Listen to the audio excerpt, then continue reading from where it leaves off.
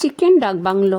1 চামচ হলুদ গুঁড়ো, স্বাদ মতো লবণ, 1 চামচ করে আদা রসুন বাটা, 1 চামচ শুকনো লঙ্কা, কাশ্মীর লঙ্কার গুঁড়ো, 3 চামচ টক দই, 2 চামচ সর্ষের তেল দিয়ে মেখে 1 ঘন্টা রেখে দেব। শুকনো লঙ্কা, 1 চামচ করে জিরে, ধনে, গোটা গরম মশলা, একটা তেজপাতা। সব মশলাগুলো হালকা ভেজে নেব। কড়াইতে পরিমাণ মতন সর্ষের তেল দিয়ে টুকরো করা আলু, হলুদ লবণ দিয়ে লাল করে ভেজে তুলে নেব। ওই তেলের মধ্যে সেদ্ধ করা ডিম, হলুদ লবণ দিয়ে ভেজে তুলে নেব। গোটা গরম মশলা ফোড়ন দিয়ে দেব। পেঁয়াজ কুচি দিয়ে হালকা নেড়ে নেব। 1 চামচ করে আদা রসুন বাটা দিয়ে 3-4 মিনিট কষে নেব।